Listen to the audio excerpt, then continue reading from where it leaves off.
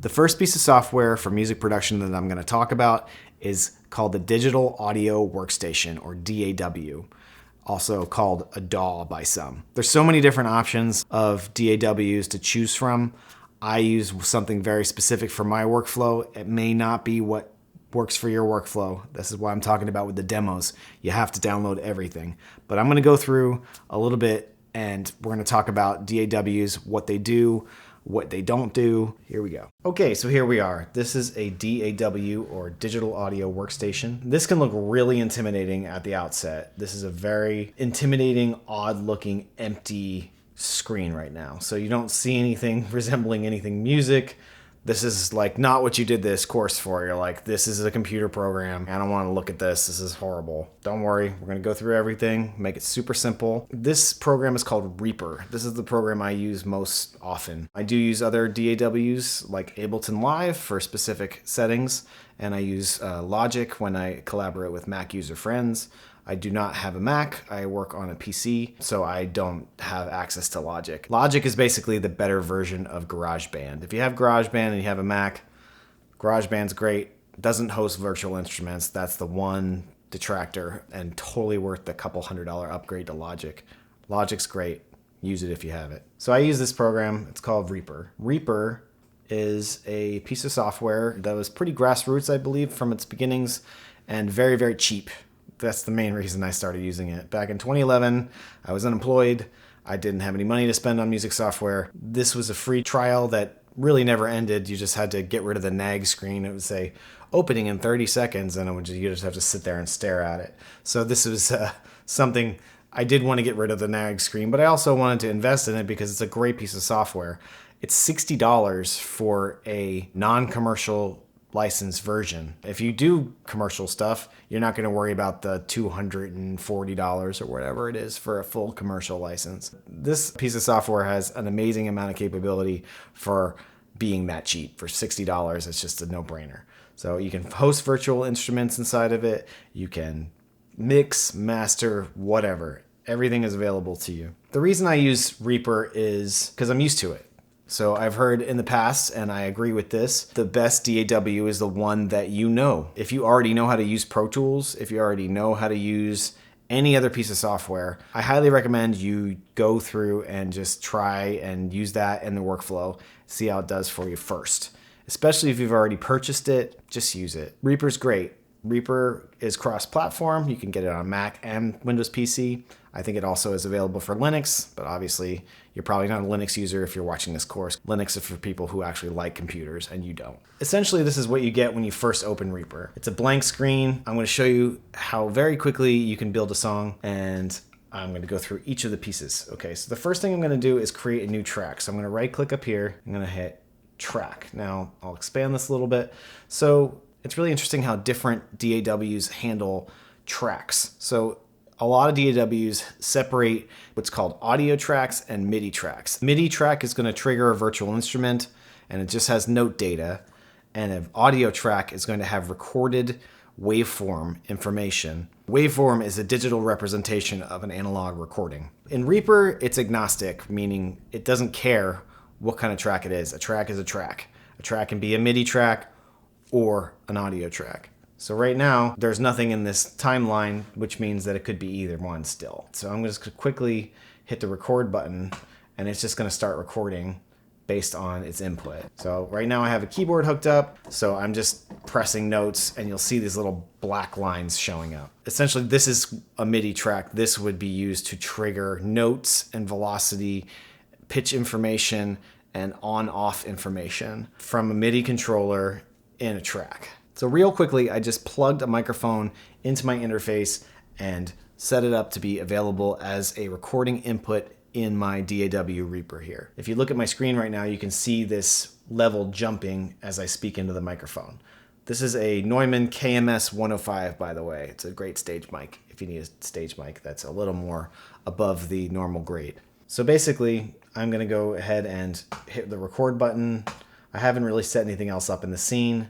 There's random data up here. So I just wanna show you the difference between what a waveform looks like versus a MIDI track. So I'm gonna hit record. Right now you're gonna see this blob appearing on the screen, this is a waveform. This is a digital representation of an analog signal that is coming in from the outside. All right, I'm gonna go over this all later. I just wanted you to be able to see the two different kinds of tracks on the screen at the same time. So up here, this is the MIDI track. So I'm gonna double click in here, just type in MIDI real quick. All right, so I'm down here, I'm just gonna go audio waveform. Okay, so audio waveform, this is an audio waveform and this is a MIDI track. So this MIDI track up here, all these little blocks these are note data over time. So if I double click this, this is what's called a piano roll. See this neat little piano over here? It's kind of trying to mimic what those old timey player pianos used to have. They had those little sheets of paper that had all these little slots in them that would tell the player piano in like an old-timey bar in the saloon that you'd see like in a TV show like Westworld or something like that. Essentially what it was a mechanical version of what this is doing inside the computer now. So we've got this on-off information here that I was just pressing random keys on this keyboard. As you can see, I'm pressing these keys on the keyboard right now and it's responding to what I'm pressing. These represent notes. So I pressed a G there. You might recognize if you play piano. That is G on a piano keyboard. So I pressed a G there. I also pressed an F. So what this is showing you right now is there is note data, which tells you the pitch of the note and how long it's played. So that's an on-off data. Another thing that MIDI data contains is velocity data. If you go in here and you select velocity, you can see these little kind of string bar looking things coming up from the bottom. So these are each a number from 0 to 127 of velocity information. 0 would be no sound and 128 would be the loudest possible sound of a MIDI note. So that's what you're seeing here. These were made by me pressing the keys at different velocities. In the computer world, something that you play on a keyboard, it creates dynamics as far as loud or softer notes. So that's what this is right here. The great thing about the MIDI piano roll is that you can tweak these things to your heart's desire. So I can say, okay, well this note has to start over here. Okay, that's the wrong pitch. I'm gonna have to fix that, switch it up. You don't want to spend too long in here because you can make it super rigid sounding. That's not something you really want. I'm just going to go over these really quickly just because I want to go in more depth later. But I just wanted to show you what MIDI data looks like after it's recorded into the DAW. The next thing we're going to talk about is the waveform, the second track here. So these tracks are just tracks. They don't have a MIDI or audio designation except for what I wrote right here that has nothing to do with anything. So I could easily just put this up here and then put this down here and swap these and they would act exactly the same. In other DAWs, they specify MIDI track and audio track and they separate them for good reason. They have different functions and it just makes things a little cleaner. I like working like this. I like the flexibility of it. Now, if I want to create a track, another track, it's really easy in Reaper. I just hit Control T on the keyboard and look, I already have all these tracks. So that's a basic explanation of what tracks are. Audio, MIDI, obviously in Reaper it doesn't make as much of a difference. In other programs it will. Tracks are where your audio or your music note data is going to be, and it's going to look something like this in whatever program that you use. On this side of the tracks, this is the timeline or the arrangement view. This is where you're going to edit your data, so I'm going to go through real quick and I'll just make some cuts here. So I'm going to use the S key to do that. And I'm gonna just, crossfade these. So you're not gonna be able to hear the result because I'm playing it on the computer on headphones.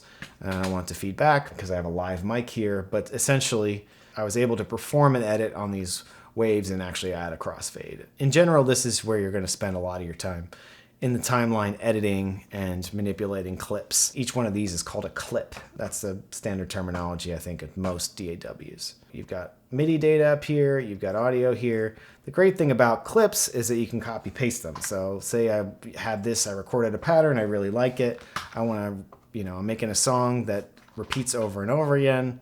I just keep pressing paste and you get the same musical pattern again. So this is your timeline. As you can see across the top here, you have numbers. On the top is measures and on the bottom is seconds. Also, what you're going to see here are these little lines that are divisions of a measure. So right now, by default, this is set up to be a grid of quarter notes. So there's 4 per one measure. So now we're talking about musical things that you should probably know already. So this is quarter notes. I have this set to quarter notes. I can change this and set it to eighth notes and have a much smaller division, and you can actually align things more easily to this. The next thing I'm going to show you is the transport section. This is the transport section. It's essentially just how you control where what this is called a playhead is on your timeline. So where it is in the position of your song or whatever composition you're working on. So I'm just jumping around clicking around with my mouse here. I start and stop with spacebar.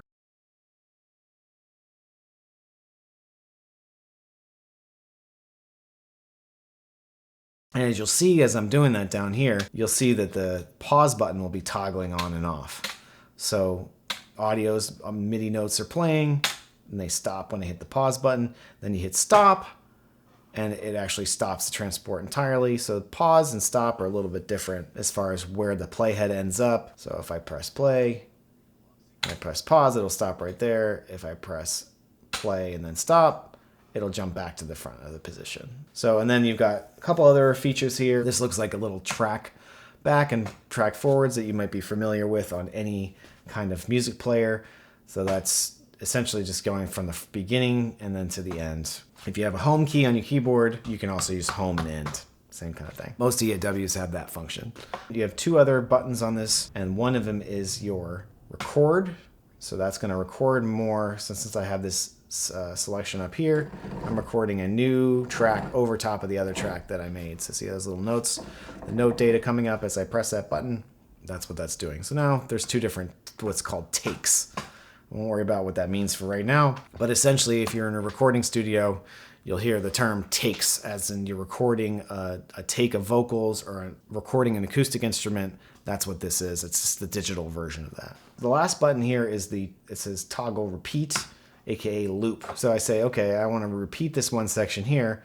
I'll go here and I'll drag this little bar out. This is the loop bar, or the playhead time selection. So it will only play within this range. So if I shrink this down and say, okay, I want it to loop back around, I just would toggle this little recycle sign looking thing here. There's these circular arrows, and it would just repeat. So again, similar to what you might have used on a music player before, where you want to repeat the track.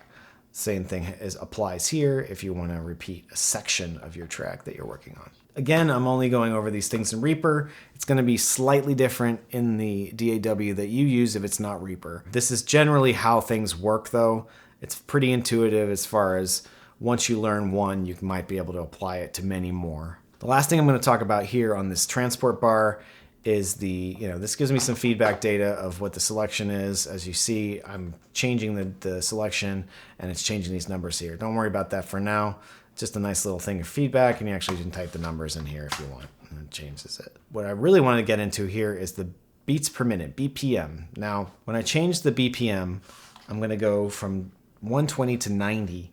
Now, if you already have audio in your timeline and you hit 90 and hit enter, it's just going to change the length of time that the audio takes to play back. So it's going to stretch, what's called time stretch the audio.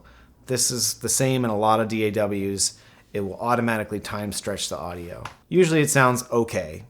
It's not going to sound great. Probably what you're going to do before you add anything audio-wise is you're going to want to change your beats per minute to your song's beats per minute before you bring any audio or waveforms into this, because it's going to cause what's called artifacting in the sound, and it'll make a little stuttery sound along with the recording. So in general, establish your BPM at the get-go. Just something to keep in mind if you plan on changing the BPM mid-project.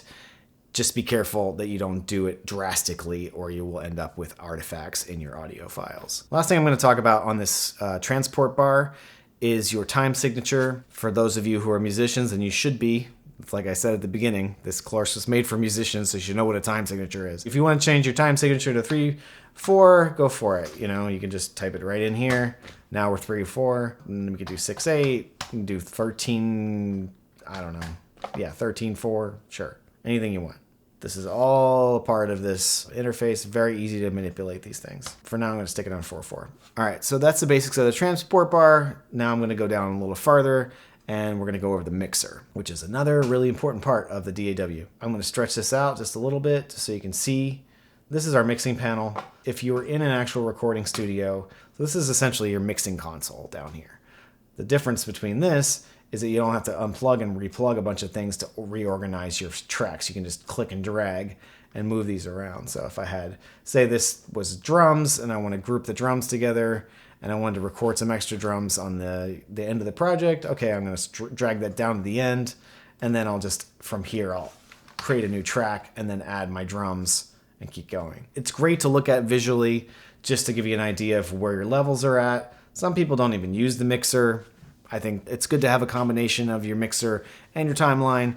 If you didn't want it, you could just hit Control M in this program and it disappears. You'll notice a lot of times I'm showing you keyboard commands. That's where the computer as an instrument concept really starts to make sense, because if you really want to make your computer into an instrument, you're going to have to remove the difficulty it takes and not click a mouse on every single thing. What I try to do as much as possible when I'm learning a new program is to learn as many shortcut commands as I can. The ones that I've shown you so far, Control M, Control T. If I click up here and I hit S, it'll slice this clip in half. Usually when you have a piece of software, there's a little cheat sheet. It tells you the most common keyboard commands, and you can make your own, of course. So I highly, highly recommend you do that. You're just gonna cause yourself difficulty if you don't use keyboard commands, if you just decide you're gonna click everything. You're moving the mouse and clicking everything all the time. Use the keyboard. Up, down, scroll wheel's great. It does great things in this software. You can just scroll down the tracks. You can scroll down this. But as far as keyboard commands are concerned, yeah, if you're gonna get using your space bar to start and stop rather than going over here and pressing stop or play on the transport, it's gonna get really old really fast. We're gonna go back to our mixer now. So this is the mixing board. So when you're playing something back, you're gonna get a visual feedback. So this is right here, this is your track meter. This is showing what's playing through the track that you're selected on. So this is right now, you can see this blue line jumping up and down. This represents the waveform that's going up and down. So if I wanted to turn it up, I could just crank it. See how it starts to turn red because it's going up too far. So it's kind of a warning. So if you double click that, it'll go back to where it was. So if I hit play and we're going again, you can also just turn it down and it's gonna go away. Also in the mixing view here is there's a M and an S button. Mute is for muting that track. So if this track, say I don't want to hear the sound from this track anymore, we hit the M button, it's gone. There's no sound coming out of this track anymore. And then we can hit mute again and it comes back. Quickly, I'm going to duplicate this, right click, duplicate, and I'm going to have two tracks playing the same thing. Even though they could be different things inside your project, they are showing two different waveforms playing at the same time. Now if I hit the S button, that's solo. So everything in the project will stop playing except for the track that I hit solo on. Solo literally means only this track. That's really useful for when you want to evaluate things in your mix, parts of your song, and isolate them separately. Other controls in the mixer per track are your pan, left and right. That's what this little knob is doing here, left, right. This right here is showing what your input is. So if it's a MIDI track, you can show what MIDI inputs you have. This is where your MIDI controller, what I talked about earlier, your MIDI controller is coming in. This is right here. So you can say, okay, this controller right here is the complete control one. So just so you know what it is, where you want the MIDI data to come from, then you hit all channels and this will only accept it from that. Generally, I leave it on all inputs because I'm only playing one MIDI controller at a time. So right here, this is your record arm button. So I'm gonna hit that and it's gonna turn red. And I toggle it off, it turns back to gray. That means it's not armed for recording anymore. So that's arm, disarmed, arm, disarmed. The same setting is up here and here, and you say, okay, I wanna make a recording. I hit record arm. Now it's showing the meters jumping again because it's already hooked up to this microphone. And this microphone is corresponding to my voice coming through the microphone. So I'm just gonna hit record real quick on the transport bar, and it's just gonna go through, and I'm gonna be overlaying new audio on the old audio data that I had there. If I play it back, it's showing the new audio, and it's showing the readout in the meter of that audio waveform. I don't wanna go too far into the mixer because there's a lot of little settings here and there, and I don't want to overwhelm you. To go over it again, this is the most important settings in your mixer. First, you've got your fader, you've got your mute and solo buttons, solo, And then you've got your left and right pan, left and right. You've got your input menu here to bring in audio or MIDI data. And you've got your record arm and record disarm button. The last thing I'm going to talk about in this short DAW overview is the preferences window. There's tons of other stuff in this program. You could spend ages going over every little menu, but I'm just going to show you the very basics of what we need to know to get a recording or a arrangement or an editing session going. Don't get overwhelmed. There's a lot of stuff in this preferences window. Reaper is often criticized for being a little too strange with the UI as far as the preferences and other things are concerned, so just bear with me for a minute. So I'm going to hit Control P, again, using those keyboard commands. Control P, here we are. These are the Reaper preferences. This is all the back-end handles. It's just like going into the preferences of your computer or the control panel, depending on what you're using, Mac or Windows. This is where you can tell Reaper what your audio and MIDI devices are. This is so you can set up all the parameters for all of the audio information coming into Reaper. So if I set it up here, I say, okay, I want this audio device. I'm clicking on this. That's this little box over here, this black interface here. That's the complete audio interface. So that's what I've chosen. That's the inputs that are available. There's 4 inputs, and then there's 2 digital inputs down here. And the next one down is going to be MIDI devices. If you'll notice, this is it says right here, it says complete control. That's what this keyboard is right here. In general, you're going to need to learn what the names of your devices are called. Shouldn't be too hard. So you can find them in here once you plug them into your computer. If they're not available inside the DAW, inside your preferences, you might need to do some sleuthing on why that is. It might be a piece of software that you have to install, or it could be some kind of other technical issue. Maybe it's broken. Anyway, there's lots of tweaks in here that you can make. Don't worry about them for right now. I just wanted to show you the basics on how to get the audio and MIDI input into the computer through Reaper.